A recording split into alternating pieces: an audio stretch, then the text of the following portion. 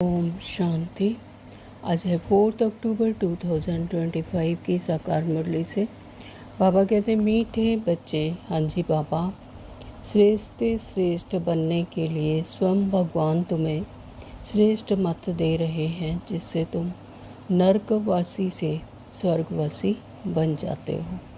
है ना। तो परमात्मा इस संगम युग पर हमें श्रेष्ठ से श्रेष्ठ बनाने के लिए श्रेष्ठ मत दे रहे हैं, है ना। तो जो कोई और नहीं दे सकता, कोई मनुष्य नहीं दे सकता, सिर्फ भगवान ही दे सकते हैं, जिससे तुम नरकवासी से स्वर्गवासी बन जाते हो, यानी इस स्तुगी दुनिया से फिर स्वर्ग के लायक बनकर यानी सतयुग में चले जाते हैं। प्रश्न किया, देवता बनने वाले बच्चों को विशेष किन बातों का ध्यान रखना है? उत्तर है, कभी कोई बात में रूठना नहीं, शक्ल मुर्दे जैसी नहीं करनी है। बाबा कहते हैं कि किसी बात में रूठना नहीं है। अगर जब उमंग उत्साह नहीं होता है, कोई खुशी नहीं होती है, तो शक्ल कैसी हो जाती है? निर्जीव हो जाती है ना। तो बाबा कहते हैं कि मुर्दे जैसी नहीं करनी है, किसी को भी दुख नहीं देना है। देवता बनना है तो मुख से सदैव मुख फूल निकले ना, तो किसी को भी दुख नहीं देना है। हम किसके बच्चे हैं? सुख करता दुख हरता के, तो फिर किसी के भी दुख नहीं देना है। देवता बनना है तो मुख से सदैव फूल निकले, यानी दैवीय गुण धारण कर श्रीमत के ही बोल निकले, है ना। देवता बनना है तो अगर कांटे व पत्थर निकलते हैं तो पत्थर के पत्थर ठहरे ना। अगर मुख से अभी भी कांटे ही निकल रहे हैं, पत्थर ही निकल रहे हैं, वही आसुरी गुण निकल रहे हैं मुख से, वही बोल निकल रहे हैं, तो फिर पत्थर के पत्थर ही ठहरे। तो फिर तो कोई चेंज नहीं हुआ, कोई परिवर्तन नहीं हुआ, कोई भी देवता बनने वाले गुण नहीं है। तो गुण बहुत अच्छे धारण करने हैं, यहाँ ही सर्वगुण संपन्न बनना है ना। तो वो ऐसा तो नहीं है कि स्वर्ग में जाकर या सतयुग में जाकर सर्वगुण संपन्न बनेंगे, नहीं, यहीं से ही धारण कर जाना। गुण अच्छे यहीं धारण करने हैं, यानी अपने आत्मिक स्मृति में रहकर, हायर कॉन्शियसनेस में रहकर वो जागृति दिलानी है अपने आप की कि सर्वगुण संपन्न बनना है। सजा खाएंगे तो फिर पद अच्छा नहीं मिलेगा, है ना। अगर किसी को दुख देंगे, विकर्म करेंगे और अपने बॉडी कॉन्शियसनेस में ही रहेंगे, तो फिर सजा खाएंगे। यानी बॉडी कॉन्शियसनेस से सोल कॉन्शियसनेस में आने के लिए उन्हें सजा खाएंगे, यानी अपने आप को अगर अपनी स्मृति नहीं आई तो फिर उन्हीं संकल्पों विकारों से ही लड़ते रहेंगे, यानी सजा खाएंगे, तो फिर पद अच्छा नहीं मिलेगा। ओम शांति। ओम शांति बाबा। नए विश्व व नई दुनिया के मालिक बनने वाले रूहानी बच्चों प्रति रूहानी बाप बैठ समझाते हैं। यह तो बच्चे समझते हैं कि बाप आए हैं बेहद का वर्षा देने। हम लायक नहीं थे, कहते हैं, हे प्रभु मैं लायक नहीं हूँ, मुझे लायक बनाओ। ऐसे आरती में भी कहते थे कि हे प्रभु मैं मूर्ख हूँ, मैं खलनायक हूँ ना, तुम अंतर्यामी हो, अपने आप ही तरस करो, तरस पे हुई। ऐसे मतलब इस तरह से गीत गाते आए हैं भक्ति मार्ग में भी। और मतलब ये पता था कि मैं लायक नहीं हूँ और मुझे लायक बनाओ, तो वो परमात्मा ही मुझे लायक बना सकते हैं, लेकिन लायक बनाते कैसे हैं ये नहीं पता। तो बाप बच्चों को समझाते हैं, तुम मनुष्य तो हो, यह देवताएं भी मनुष्य हैं, है ना। तो बाबा कहते हैं कि तुम मनुष्य हो तो ये भी तो देवताएं भी तो मनुष्य ही हैं, लेकिन वो देवताएं हैं तो मनुष्य ही हो, क्यों? क्योंकि परंतु इनमें दैवीय गुण है। किन में? देवताओं में। तो इन्हों को सच्चा सच्चा मनुष्य कहेंगे, है ना। तो उनमें क्योंकि सत्य, अपने सत्य स्वरूप की पहचान है, अपने हायर कॉन्शियसनेस में रहते हैं, तो फिर सच्चा सच्चा मनुष्य कहेंगे। मनुष्यों में आसुरी गुण होते हैं तो चलन जानवरों में सल हो जाती है। तो जब मनुष्य अपने रोल कॉन्शियसनेस में फंस जाता है, अपने रोल में फंस जाता है कि मैं तो ये हूँ, राम हूँ, श्याम हूँ, मैं तो दिनेश हूँ, है ना, तो इस तरह से फिर वो आसुरी गुण होते हैं तो चलन जानवरों में सल हो जाती है, यानी रोल में फंस जाते हैं, रोल को अपना समझ लेते हैं, फिर उसके अकॉर्डिंग उनके सारे क्रियाकलाप होते हैं। तो फिर चलन कैसी हो जाती है, जानवरों में सल, यानी अपने जो मूल गुण हैं उन्हें ही भूल जाते हैं।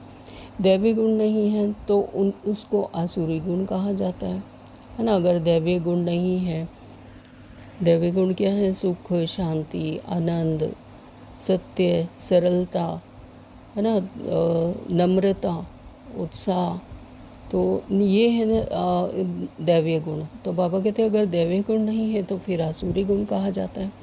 अब फिर बाप आकर तुमको श्रेष्ठ देवता बनाते हैं। सचखंड में रहने वाले सच्चे सच्चे मनुष्य, यह लक्ष्मी नारायण है, इन्हों को फिर देवता कहा जाता है। इन्हों में देवी गुण है ना। तो वो लक्ष्मी नारायण की डायनेस्टी में आते हैं। तो सच्चे सच्चे मनुष्य होते हैं, अपने हायर कॉन्शियसनेस में जो आत्माएं रहती हैं, अपनी हायर स्टेज पर आती हैं, फिर उन्हें देवता कहा जाता है। क्यों? क्योंकि उनमें दैवी गुण होते हैं। बल गाते भी हैं, पतित पावन आओ।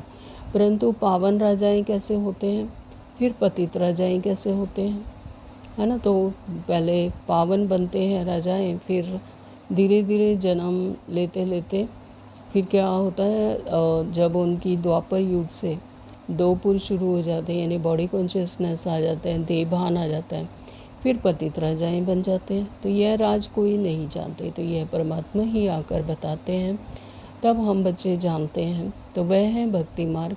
ज्ञान को तो और कोई जानता नहीं है ना। तो ज्ञान परमात्मा ही हमें आकर देते हैं, सत्य सत्य ज्ञान, सच ज्ञान, सच का ज्ञान और सच्ची गीता हमें परमात्मा ही सुनाते हैं। तुम बच्चों को बाप समझाते हैं और ऐसा बनाते हैं। कर्म तो यह देवताएं भी सतयुग में करते हैं। तो ऐसा नहीं है कि प्रवृत्ति मार्ग में देवताएं नहीं आते हैं, लेकिन सतयुग में करते हैं, परंतु पतित कर्म नहीं करते। लेकिन उनके कर्म डिफरेंट होते हैं यहाँ से, कलयुग से। वो पतित कर्म नहीं करते। क्यों? क्योंकि उनकी जो कॉन्शियसनेस है वो हाईएस्ट होती है, आत्मिक स्मृति में रहते हैं, हर एक के प्रति सद्भावना, शुभ कामना होती है ना। कोई ईर्ष्या, द्वेष, तेरा मेरा, ये सब वहाँ नहीं होता। छीछी काम ना करने वाले ही स्वर्गवासी होते हैं। तो जो विकारों से रहित होते हैं, जो सत्य कर्म करते हैं, यानी छीछी काम नहीं करने वाले, वही स्वर्गवासी होते हैं। तो स्वर्ग में वही आत्माएं आएंगी जिनमें दैवीय गुण होते हैं, जो सत्य कर्म करती हैं, तो वही स्वर्गवासी होते हैं। नरकवासी में माया छीछी काम कराती है ना। तो नरकवासी में बॉडी कॉन्शियसनेस में, अपने रोल कॉन्शियसनेस में आकर आत्माएं क्या करती हैं, जब रोल के वश हो जाती है, मन बुद्धि संस्कार के वश हो जाती हैं, तो फिर छीछी काम करती हैं। तो जैसे रावण की मत होती है, उसके अकॉर्डिंग काम करती है, तो छीछी काम करती है। श्रेष्ठ से श्रेष्ठ बनने के लिए श्रेष्ठ से श्रेष्ठ मत देते हैं। देवताएं श्रेष्ठ है ना, तो रहते भी हैं नई दुनिया स्वर्ग में। यह भी तुम्हारे में नंबरवार पुरुषार्थ अनुसार जानते हैं, है ना। तो रहते भी कहाँ हैं, नई दुनिया स्वर्ग में। कौन? देवताएं। क्यों? क्योंकि श्रेष्ठ हैं। तो वो है श्रेष्ठ दुनिया, वहाँ पर सब कुछ सतो प्रधान है। तो देवताएं भी सतो प्रधान है, इसलिए उस दुनिया में रहते हैं। यह भी तुम्हारे में नंबरवार पुरुषार्थ अनुसार ही जानते हैं।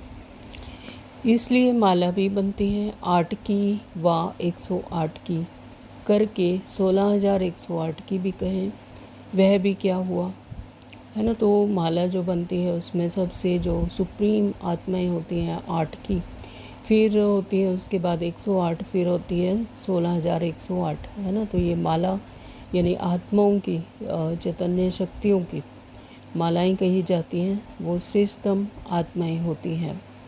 तो इतने करोड़ मनुष्य हैं, इनमें 16,000 निकले तो क्या हुआ, 1/4% भी नहीं। तो बाप बच्चों को कितना ऊंच बनाते हैं, रोज़ बच्चों को समझाते हैं कि कोई भी विकर्म नहीं करो। तो मुरली के द्वारा बाबा हमें रोज़ श्रीमत देते हैं, रोज़ समझानी देते हैं। एक पिता होता है अपने बच्चों को जिस तरह से समझानी देते हैं, है ना। तो इसी तरह से परमात्मा पिता भी अपने संतान को रोज़ मीठे बच्चे, प्यारे बच्चे, सिकलदे बच्चे कह कर हमें रोज़ समझानी देते हैं कि कोई भी विकर्म नहीं करो। तुमको ऐसा बाप मिला है तो बहुत खुशी होनी चाहिए। तुम समझते हो कि हमको बेहद के बाप ने अडॉप्ट किया है ना, तो हमें ऐसा बाप मिला है, यानी वो higher consciousness, supreme power, energy हमें मिली है, जिससे हमें खुशी होनी चाहिए कि वो हमें समझाते समझते हैं। अब तुम भी समझते हो कि हमें बेहद के बाप ने अडॉप्ट किया है, हम उनके बने हैं, बाप हैं स्वर्ग का रचयिता। तो ऐसे स्वर्ग का मालिक बनने लायक सर्वगुण संपन्न बनना पड़े, है ना। तो परमात्मा जिन्हें कि इस दुनिया की, नई दुनिया की स्थापना करवाते हैं हम बच्चों के द्वारा, वो रचयिता हैं। तो फिर ऐसे स्वर्ग का मालिक बनने के लायक तो स्वर्गुण संपन्न बनना पड़े, है ना। तो स्वर्गुण संपन्न वाली आत्मा ही वहाँ जाएंगी। तो बाबा कहते हैं कि ऐसा पुरुषार्थ करो। तो ये लक्ष्मी नारायण सर्वगुण संपन्न थे, यानी वो उन्होंने अपनी हायर कॉन्शियसनेस अचीव की, हाईएस्ट स्टेज अचीव की आत्मा की, तब तो वो सर्वगुण संपन्न बने और लक्ष्मी नारायण बनकर सतयुग में गए। तो इन्हों के लायकी की महिमा की जाती है ना। तो जो उन्होंने पुरुषार्थ किया, लायकी की, तो उसकी महिमा की जाती है। फिर 84 जन्मों के बाद नालायक बन जाते हैं, है ना। तो वो भी आत्मा ही कहीं ना कहीं तो होंगी। तो जैसे वो सतयुग में आई, फिर त्रेता में आई, फिर द्वापर में आई, कलयुग में आई, तो वो पहले सतो प्रधान होती हैं, फिर तमो प्रधान बन जाती हैं। तो एक जन्म भी नीचे उतरे तो जरा कला कम हो गई, है ना। एक जन्म ख़त्म हुआ तो उसके बाद जब दूसरा जन्म लिया तो उसकी क्वालिटी कम होती जाती है। ऐसे धीरे धीरे कम होती जाती है। जैसे ड्रामा जू मिसल चलता है ना, है। तो बाबा जू मिसल की मिसाल देते हैं कि जैसे जू धीरे धीरे चलती, पता ही नहीं चलता। इसी तरह से धीरे धीरे यहाँ पर भी कलाएं कम होती जाती हैं। तुम भी धीरे धीरे नीचे उतरते हो तो 1250 वर्ष में 2 कला कम हो जाती हैं।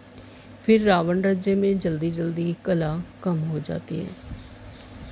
तो बाबा कहते हैं कि धीरे धीरे तुम भी ऐसे ही नीचे उतरते हो। 1250 के बाद फिर 2 कलाएँ कम हो जाती हैं, यानी वहाँ 16 कला संपूर्ण कहा जाता है सतयुग में, और फिर त्रेता में 14 कला संपूर्ण कहा जाता है। कलाएँ वही होती हैं लेकिन उसकी परसेंटेज थोड़ी डाउन हो जाती है। तो फिर रावण राज्य में जल्दी जल्दी कला कम हो जाती है।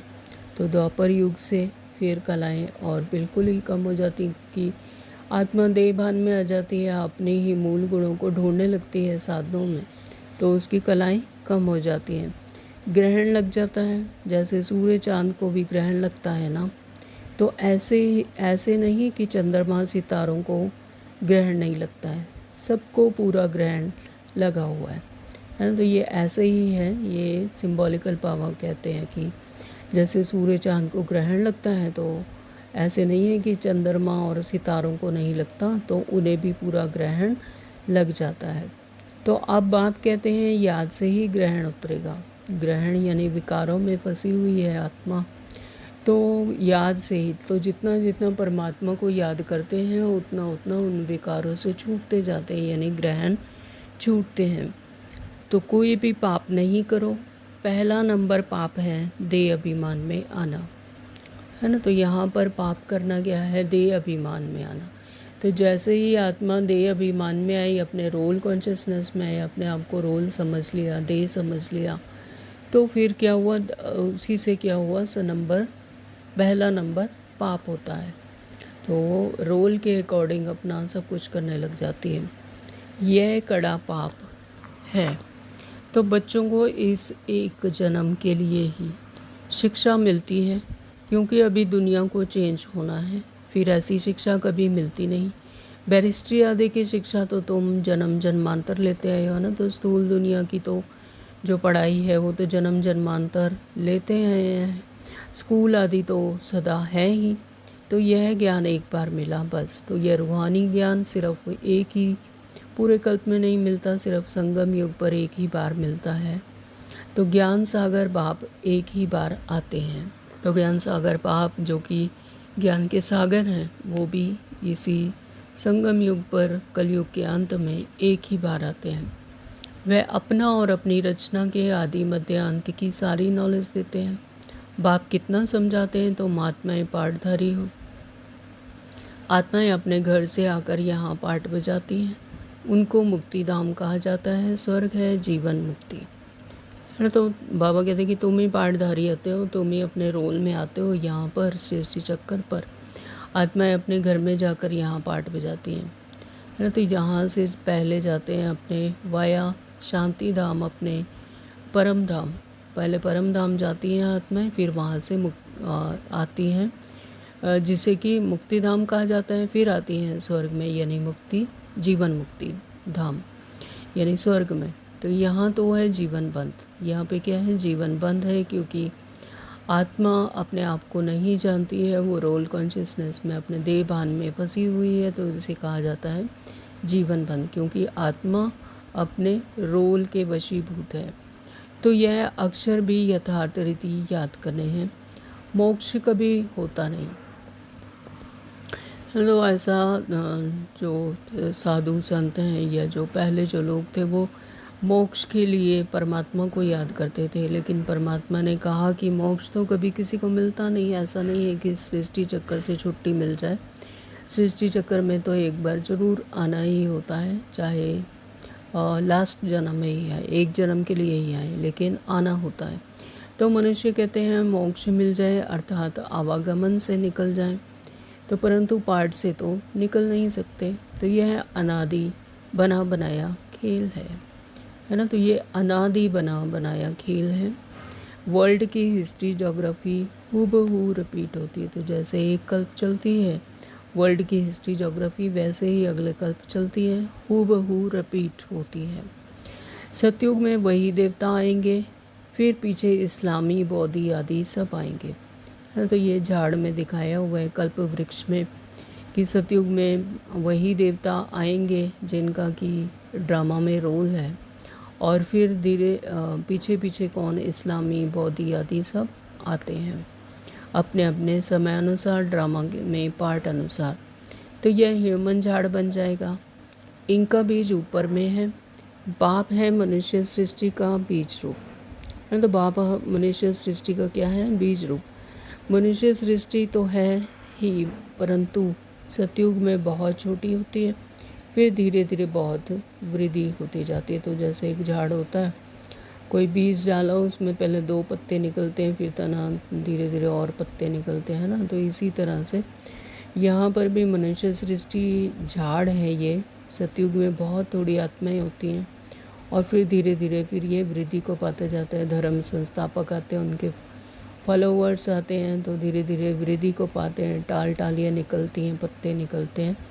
तो अच्छा, फिर छोटी कैसे होगी।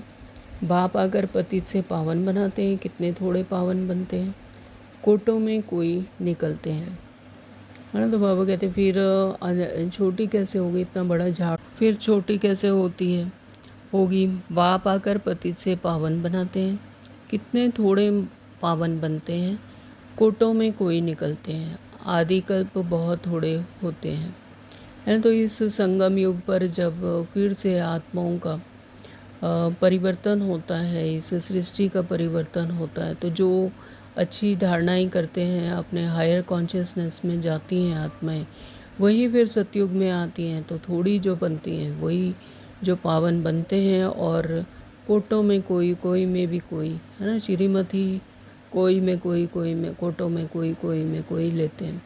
तो वही फिर श्रीमत धारण कर कर दैवीय गुण भर कर फिर सतयुग में आते हैं। आधा कल्प में कितनी वृद्धि होती है, तो सबसे जास्ती संप्रदाय उन देवताओं की होनी चाहिए, क्योंकि पहले पहले यह आते हैं, परंतु और धर्मों में चले जाते हैं, क्योंकि बाप को ही भूल जाते हैं, भूल गए हैं।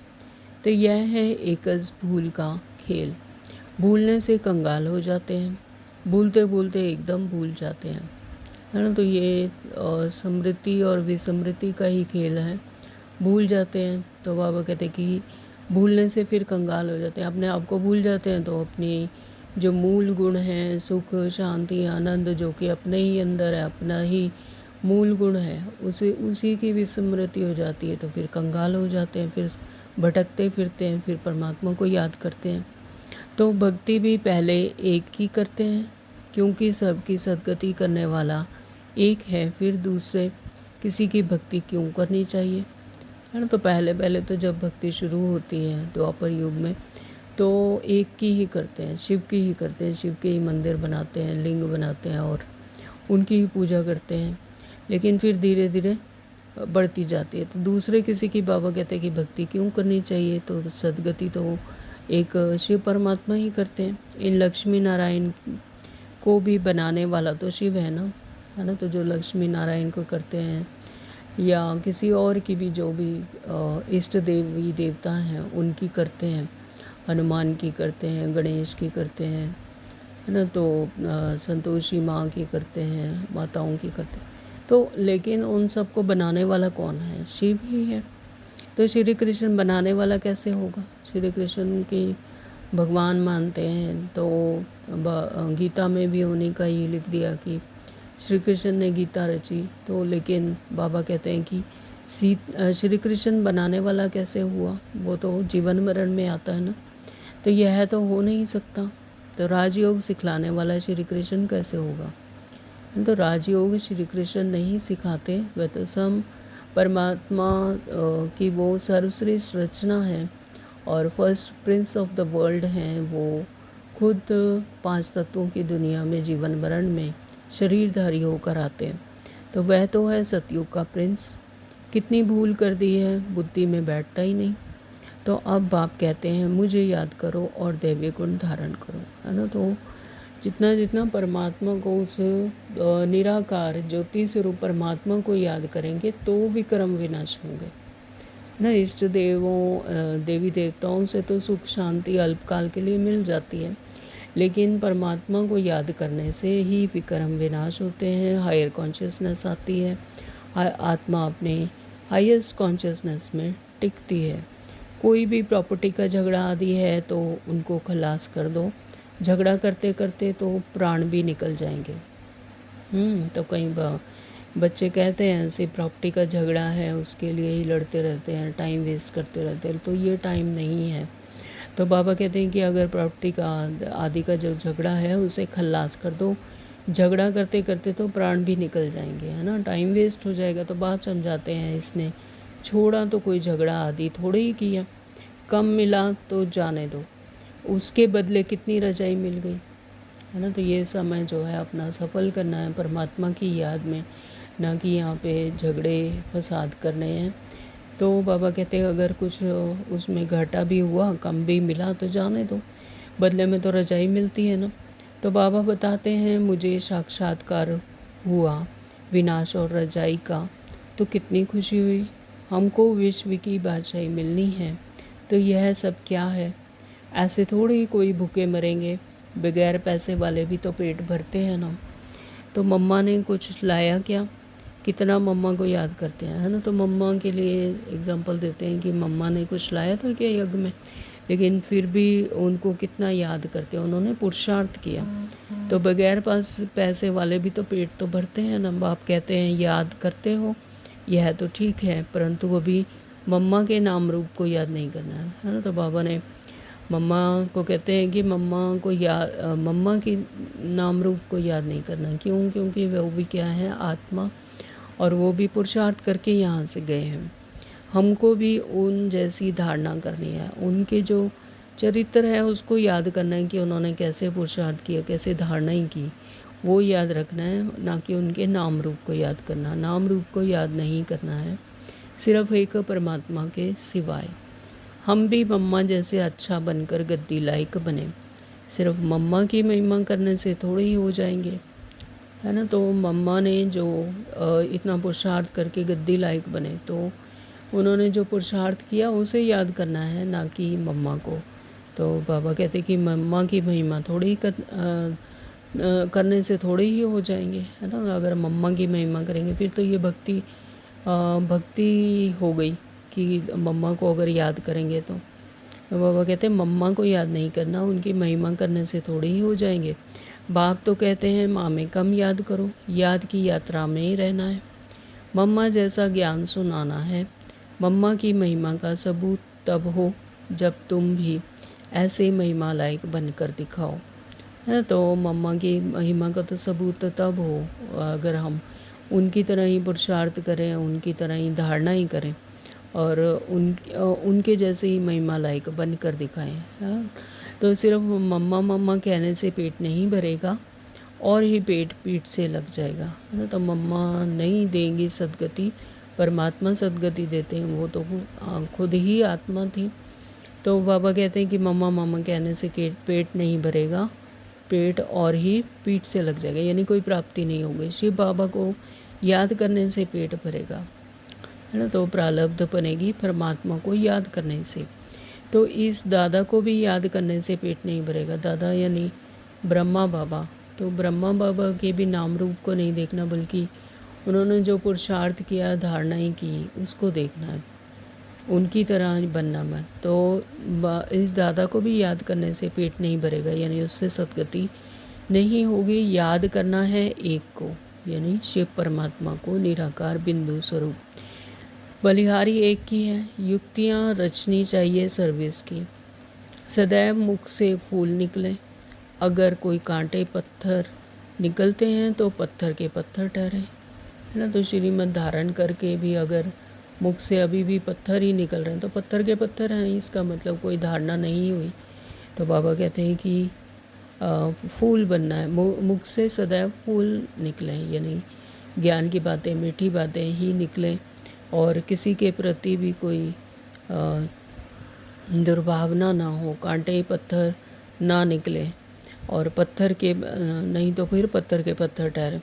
गुण बहुत अच्छे धारण करने हैं तुमको, यहाँ सर्वगुण संपन्न बनना है।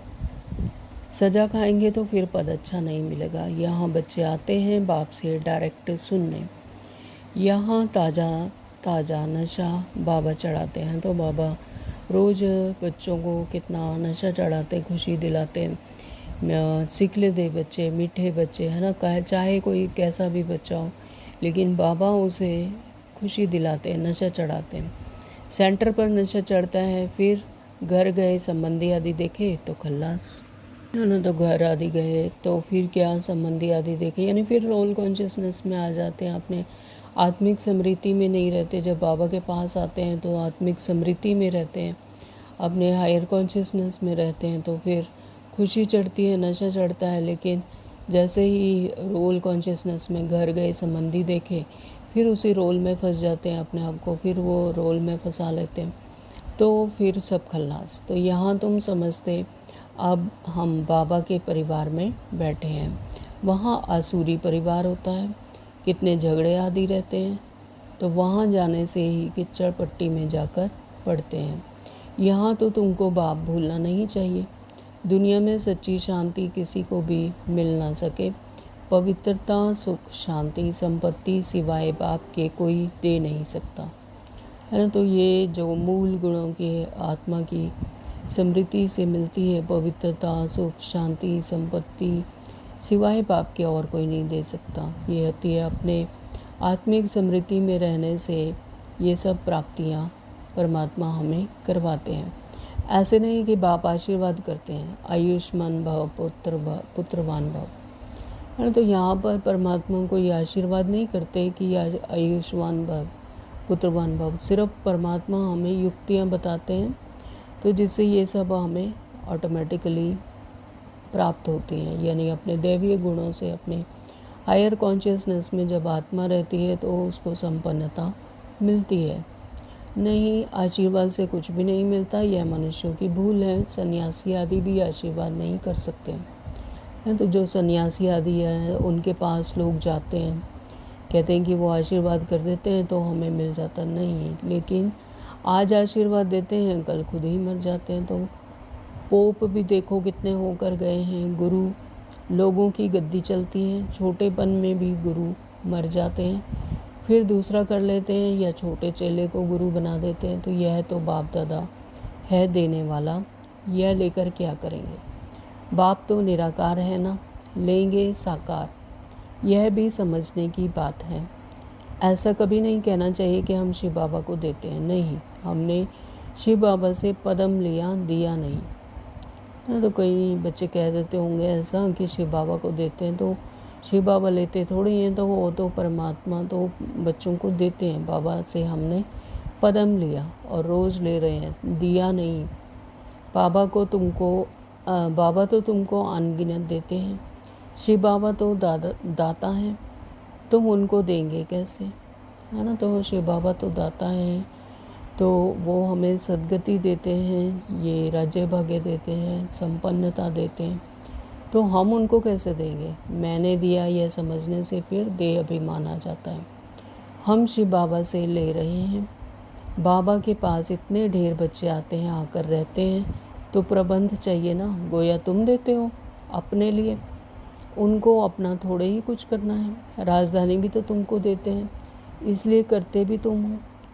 तुमको अपने से भी ऊंच बनाता हूँ, ऐसे बाप को तुम भूल जाते हो। तो इन बाबा कहते हैं कि इस देह अभिमान में नहीं आना है कि बाबा को कुछ देते हैं। तुम अपना ही अगर थोड़ा बहुत कुछ करते भी हो तो तुम अपनी राजधानी लेते हो, है ना। तो बाबा तो तुमको राजधानी देते हैं, इसलिए तुम करते भी हो।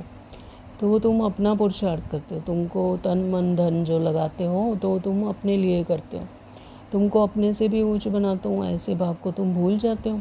आधा कल्प पूज्य आधा कल्प पुजारी। पूज्य बनने से तुम सुखधाम के मालिक बनते हो, फिर पुजारी बनने से दुखधाम के मालिक बन जाते हो। तो यह भी किसको पता नहीं कि बाप कब आकर स्वर्ग की स्थापना करते हैं। इन बातों को तुम संगम युगी ब्राह्मण ही जानते हो। बाबा इतना अच्छी रीति समझाते हैं, फिर भी बुद्धि में नहीं बैठता। जैसे बाबा समझाते हैं ऐसे युक्ति से समझाना चाहिए। पुरुषार्थ कर ऐसा श्रेष्ठ बनना है। बाप बच्चों को समझाते हैं, बच्चों में बहुत अच्छे दैवीय गुण होने चाहिए।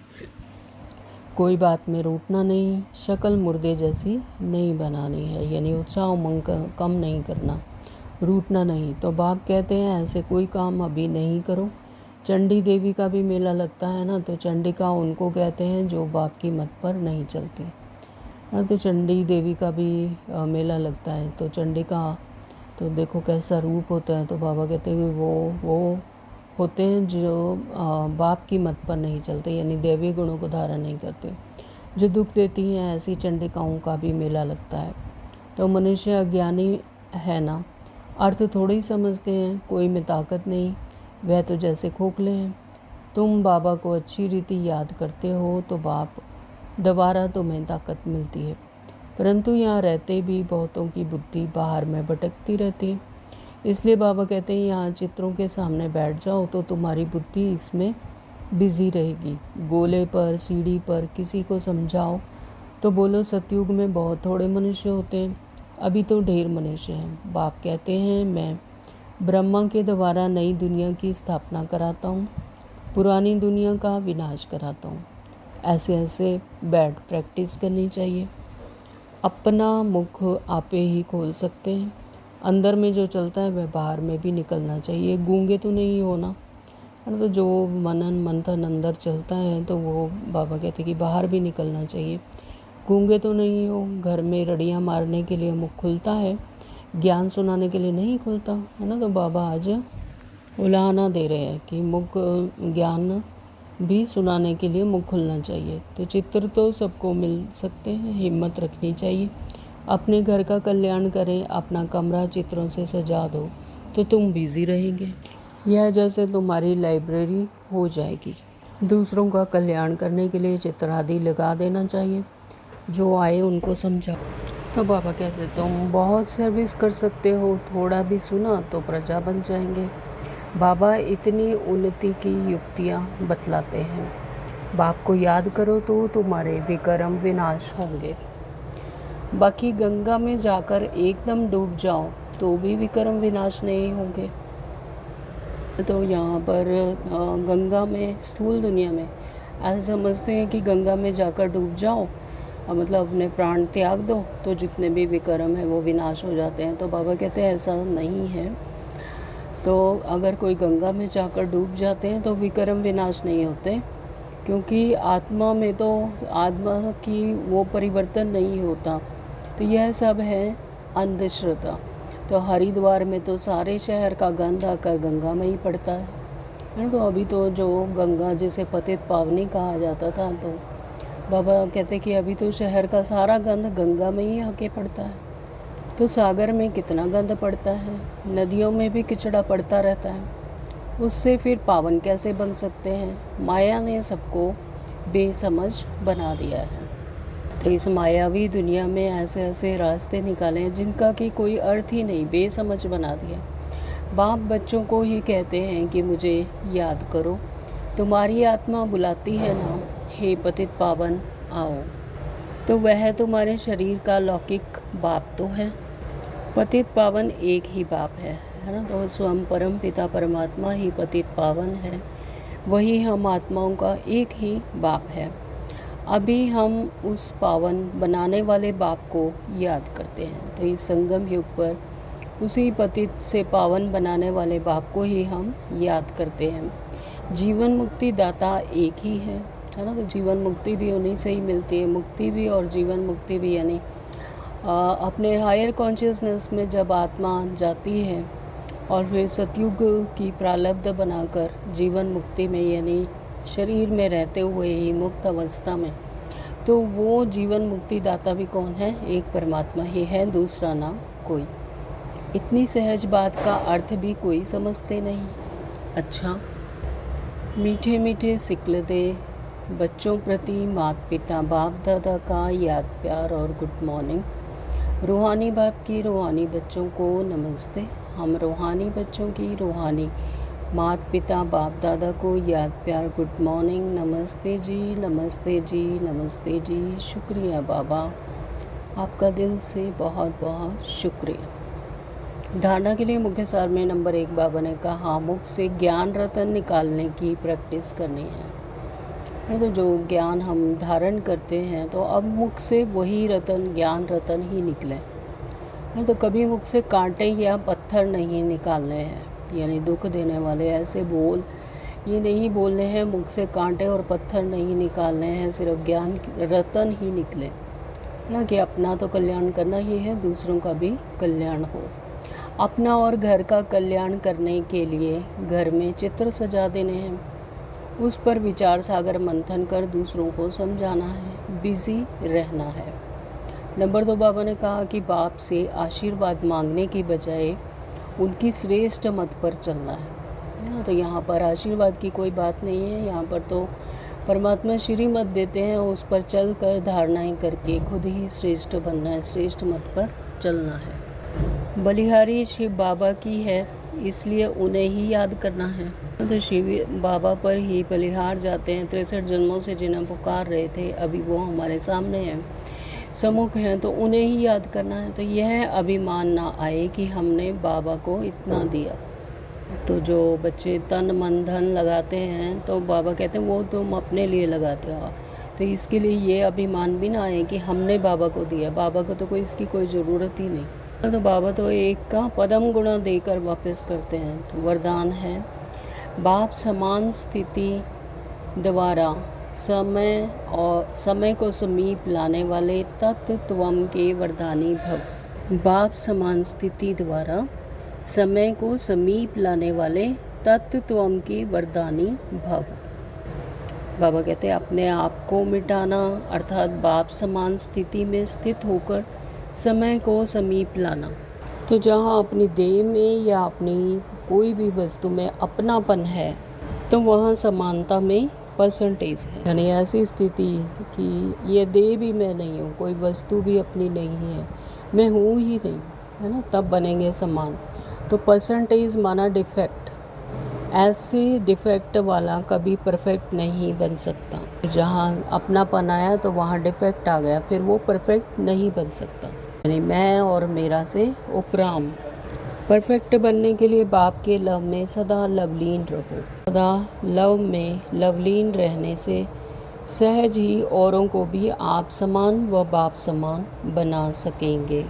तो सदा परमात्मा के लव में लवलीन, यानी परमात्मा के साथ सानिध्य में कंबाइंड स्वरूप बुद्धि योग परमात्मा से सदा ही लगा रहे, तो सहज ही औरों को भी आप समान और बाप समान बना सकेंगे।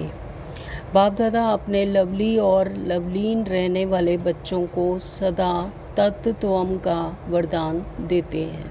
जो बच्चे लवली हैं और लवलीन रहते हैं परमात्मा के साथ, तो बाबा उनको क्या बनाते हैं, तत्वम का वरदान देते हैं, यानी बाप समान। स्लोगन दिया है आज बाबा ने, 1-2 के विचारों को रिकॉर्ड दो तो स्वयं का रिगार्ड अच्छा बन जाएगा। दूसरों को रिगार्ड देना यानी स्वयं भी लेना, देने में ही लेना समाया हुआ है। तो 1-2 के विचारों को रिगार्ड दो तो स्वयं का रिकॉर्ड अच्छा बन जाएगा। ओम शांति। आज के अव्यक्त इशारे हैं, स्वयं और सर्व के प्रति मनसा द्वारा योग की शक्तियों का प्रयोग करो। मनसा सेवा के लिए मन बुद्धि व्यर्थ सोचने से मुक्त होना चाहिए, यानी मनसा सेवा के लिए बुद्धि एकदम क्लियर, कुछ भी व्यर्थ विकल्प ना चले। मन मना भव के मंत्र का सहज स्वरूप होना चाहिए। मेरा मन, स्थूल मन भी परमात्मा को समर्पण है ना, तो वो होगा मन मना भव, यानी मन से भी परमात्मा को समर्पण। तो जिन श्रेष्ठ आत्माओं की मनसा अर्थात संकल्प श्रेष्ठ और शक्तिशाली है, शुभ भावना शुभ कामना वाले हैं, वह मनसा द्वारा शक्तियों का दान दे सकते हैं। तो मनसा द्वारा शक्तियाँ कौन दान दे सकते हैं? जो श्रेष्ठ आत्मा, जो मनसा द्वारा अर्थात संकल्प श्रेष्ठ और शक्तिशाली हैं, यानी जिनकी मनोवृत्ति इतनी श्रेष्ठ है कि सभी को बेहद की शुभ भावना शुभ कामना करते हैं, तो वही मनसा द्वारा शक्तियों का दान दे सकते हैं। ओम शांति। Thank you Baba.